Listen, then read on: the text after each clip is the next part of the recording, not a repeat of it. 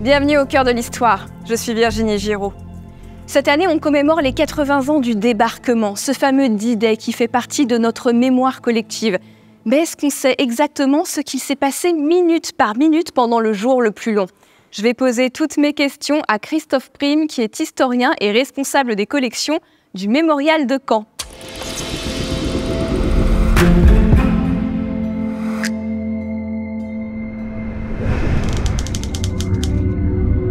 Bonjour Christophe Prime. Bonjour. Je veux que vous m'immergiez dans ce D-Day quasiment minute après minute. Et pour moi, tout commence le 5 juin quand on est encore en Angleterre. Est-ce que les soldats à cette date savent qu'ils vont arriver en Normandie? Pour la plupart, non. Ils connaissent très bien les secteurs. Ils vont débarquer, visuellement. Mais souvent, les noms des villes, etc. ont été codés. Il n'y a que les Français du commando Kieffer, dont certains, normands, vont tout de suite reconnaître le lieu où ils vont aller. Ils vont reconnaître l'Orne et le fameux casino de Ouistreham. Tout à fait. Alors, nous sommes donc le 5 juin. À partir de quand commence-t-il à monter sur les embarcations qui vont les emmener en Normandie? Alors, les préparatifs du débarquement, c'est une gigantesque entreprise. Il y a des divisions un petit peu partout. Des navires aussi dans les différents ports anglais. Donc, il va falloir rassembler tout ça. Donc, tout commence à se mettre en œuvre, fin mai, tout début juin. Donc là, on est dans la nuit du 5 au 6 juin 1944. Les soldats sont à bord. On a une flotte gigantesque qui avance vers les côtes françaises. Il y a combien de bateaux là sur la mer? Alors, il y a à peu près 7000 bateaux de tout tonnage. Ça va du gros cuirassé jusqu'à la barge qui va arriver directement sur la plage. Et quelle est l'ambiance à bord? Les gens ont peur, les soldats ont le sentiment qu'ils vont mourir ou ils partent en se disant qu'ils vont devenir des héros? Je pense qu'aucun de ces soldats ne part justement en pensant qu'il va devenir un héros. Je pense qu'ils ont tous la peur au ventre. Ceux qui ont fait déjà le débarquement en Afrique du Nord ou en Sicile, connaissent eux, la guerre. Ils ont déjà fait leur baptême du feu. Donc eux, ils savent où ils vont aller, ce qu'ils vont avoir en face. Et pour beaucoup, voir l'essentiel, ils n'ont jamais connu le feu. Donc je pense qu'il y a beaucoup de stress, même s'ils sont très bien préparés, finalement. On angoisse, finalement, sur ce qu'on va trouver, justement, dans quelques heures. Puis il y a du mauvais temps encore à ce moment-là. La veille, il y avait une tempête. Comment se passe le passage des bateaux vers les barges de débarquement? Alors, donc, en Angleterre, on va avoir justement toutes ces divisions qui vont embarquer sur différents types de navires, que ce soit des grosses barges, en fait, on appelle ça des landing ships. Ce sont des barges de débarquement qui peuvent traverser tout seuls la Manche. Et autrement, je dirais, en tout cas pour l'infanterie, ils vont, eux, monter dans des transports de troupes sur lesquels, justement, sont prévues justement ces fameuses petites barges qui vont, une fois au large de la Normandie, les amener vers les plages, vers les cinq plages. On sait combien il y a de personnes par barge en moyenne? Alors, que ce soit sur les barges britanniques ou les barges américaines, on est à peu près sur 3 ou 4 marins et 36 fantassins. Très bien. Alors, imaginons maintenant qu'il est à peu près 5 heures du matin. On a la flotte qui est réunie devant les fameuses plages du débarquement. Ils vont s'apprêter à lancer une première offensive, c'est ça? Oui, alors pour eux, finalement, l'opération, elle a déjà commencé depuis plusieurs heures, puisque déjà 2-3 heures du matin, ils ont été réveillés. On les a nourris, on leur a donné un copieux petit déjeuner. Et puis après, donc, c'est ce qu'on appelle le transbordement, c'est-à-dire qu'on les fait passer dans des gros navires aux barges. Et puis après, ils vont tourner.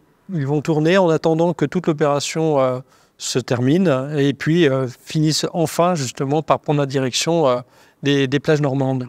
Et d'abord, on pilonne un petit peu les positions allemandes, c'est ça? Oui, on pilonne un petit peu, voire beaucoup. Comme dans toute opération amphibie, le débarquement de l'infanterie d'assaut est précédé par un bombardement naval d'une demi-heure et puis ensuite un bombardement aérien avec des bombardiers lourds qui vont parachever le travail, c'est-à-dire détruire les défenses côtières, ou tenter de le faire en tout cas. Et comment va se passer ce bombardement, si j'ai cru comprendre que les résultats n'étaient pas si bons que ça? Non, ce bombardement, alors le bombardement naval, lui, va plutôt bien se passer. Le bombardement aérien, en tout cas, on parle beaucoup de celui d'Omaha. Lui, va totalement rater sa cible parce qu'il y a beaucoup de fumée et parce que aussi les équipages ont reçu un petit peu l'ordre de différer de quelques secondes leur frappe pour ne pas toucher justement l'infanterie qui est elle, en train d'arriver juste derrière. Mais par contre, sur Utah, on va engager des bombardiers plus légers. Les frappes sont beaucoup plus précises. Et là, les débarquements commencent entre 6h30 du matin et 7h30 du matin. Comment ça se passe? C'est vraiment calibré pour aller de l'ouest vers l'est ou c'est accidentel? Non, je veux dire, là, le commandement allié, en fait, calque ses opérations sur le rythme démarré, en fait. Il y a une différence d'1 heure. Donc, c'est pour ça que les troupes américaines vont débarquer donc, vers 6h30 sur Utah et Omaha, et puis les troupes anglo-canadiennes 1 heure plus tard. Et comment ça se passe du côté des Allemands? Ils sont surpris?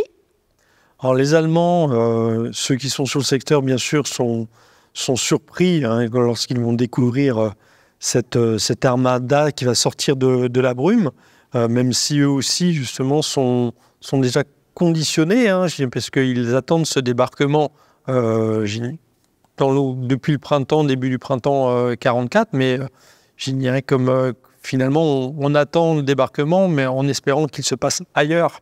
Mais oui, parce qu'il y a eu 32 alertes le mois précédent, et ce 5 juin, Rommel est parti fêter l'anniversaire de sa femme, parce qu'il n'attend pas le débarquement à cette date. Non, je veux dire, les Allemands, bien sûr, avaient des informations météo, mais pas aussi précises que les Alliés, puisqu'ils n'avaient plus le contrôle du tout de l'Atlantique, ni même de la Manche. Donc plus de sous-marins, plus de bases de stations météo ou de navires météo.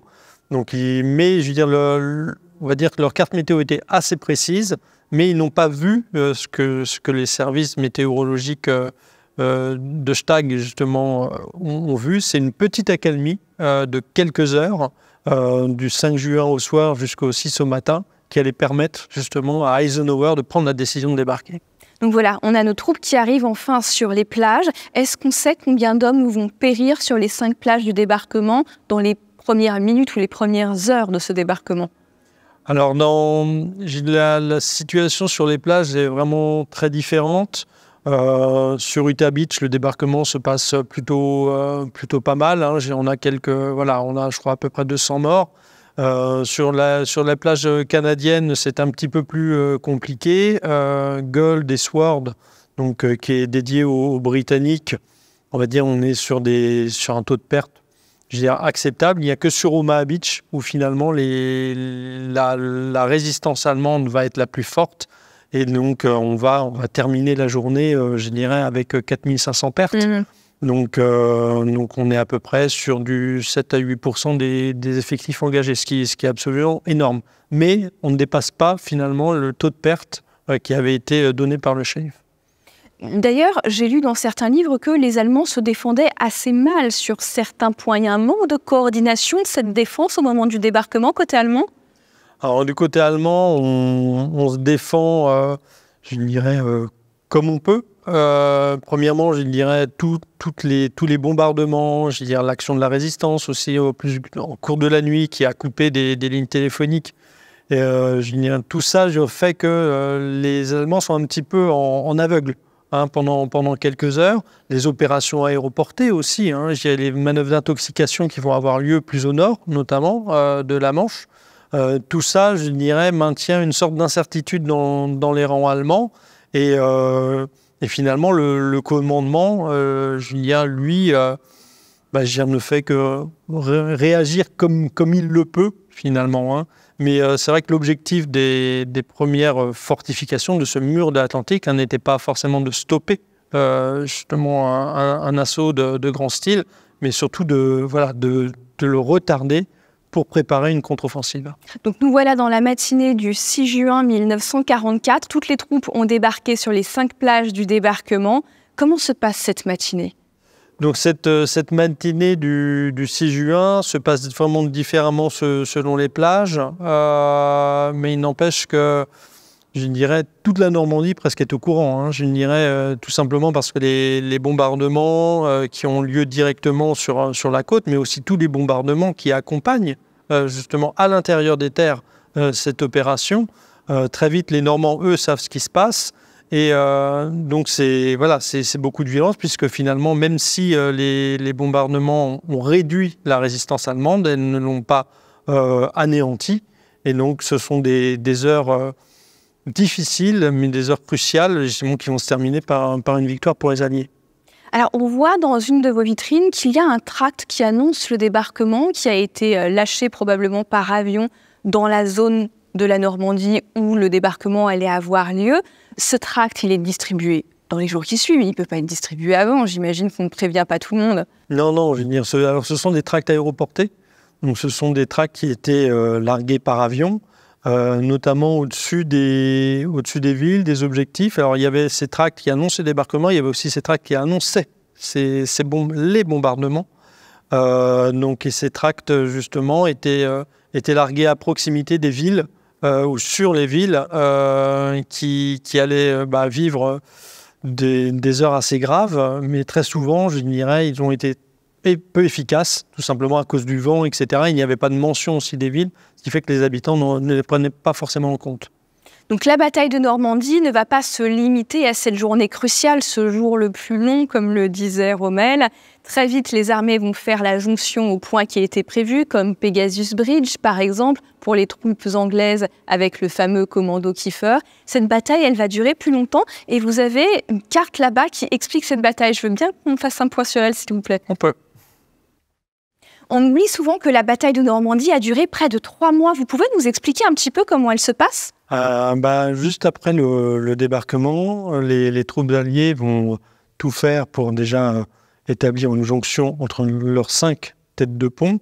Et pendant que les Britanniques et les Canadiens tentent de s'emparer de camps qui devaient tomber dès le 6 juin au soir entre leurs mains, les Américains, eux, vont tout faire pour s'emparer de Cherbourg et puis aussi, donc, après Cherbourg, donc, plonger vers le sud, vers Saint-Lô, mais rien ne va se passer finalement comme prévu. Donc ils vont devoir tenir les positions extrêmement longtemps et finalement c'est presque un combat de tranchées qui se met en place. Oui, on entre dans une phase qu'on appelle la guerre des haies. Donc c'est un terme qui est très utilisé pour les troupes américaines, mais qui vaut aussi pour les troupes anglo-canadiennes, puisque le bocage ne s'arrête pas au Cotentin. Donc ça va être des mois très compliqués, d'autant que les Allemands justement vont réussir à acheminer des renforts et à, je dirais, finalement encapsuler finalement les troupes alliées pendant de longues semaines avant de rompre à leur tour. Alors qu'est-ce qui met fin à la bataille de Normandie ? Alors ce qui met fin à la bataille de Normandie, premièrement, donc, c'est l'offensive américaine, donc ce qu'on appelle l'opération Cobra, où ils vont réussir à percer les lignes allemandes et on va avoir la 3e armée donc, du général Patton qui va fondre sur Avranches après la Bretagne. Et donc on a un début de NAS qui va se former. Et après la contre-offensive blindée manquée de Mortain, une contre-offensive allemande, là on va dire c'est la Lalie, toutes les troupes allemandes vont refluer vers l'est. Donc avec la formation d'un chaudron qu'on appelle la poche de Falaise-Chambois. Il y a un coût à payer pour les civils pour cette libération. Il y a beaucoup de villes qui ont été en partie détruites, comme Caen notamment. Oui, il y a beaucoup de villes, beaucoup de villages. Donc il y a Caen, il y a Saint-Lô. On peut noter aussi, par exemple, Aunay-sur-Odon, je dirais. Et la liste pourrait être très très longue. Donc ce sont très souvent des bombardements alliés, puisque les Alliés pensaient qu'en bombardant finalement les localités, qui est des nœuds de communication, ils allaient entraver finalement les communications de l'armée allemande et surtout l'arrivée des renforts. Mais je veux dire, finalement, ça n'aura pas l'effet escompté, puisqu'une ville détruite est souvent plus facile à défendre qu'une ville intacte. Et il va y avoir beaucoup de morts dans ces bombardements. J'imagine que les civils ne sont pas toujours prévenus. Oui, pour toute la bataille de Normandie, et là on inclut la haute et la basse Normandie, on est à peu près sur 20 000 victimes civiles, dont à peu près 12 000 pour les seuls bombardements aériens. Merci Christophe Prime de nous avoir plongé dans le D-Day et dans la bataille de Normandie. Merci. Au cœur de l'histoire est un podcast produit par Europe 1 Studio. Cette semaine exceptionnelle sur le débarquement est aussi disponible en vidéo. Vous pourrez la retrouver sur YouTube et sur le site d'Europe 1. Vous pourrez par exemple voir toute l'interview que nous avons réalisée à Arromanches, sur l'une des plages du débarquement, et vous pourrez voir le témoignage de Monsieur Hollard, qui était un enfant qui avait 9 ans au moment où Omaha Beach a été prise par les Américains. Donc on se retrouve tous les jours en podcast sur votre plateforme d'écoute favorite et le week-end prochain à 15 h sur Europe 1. À bientôt.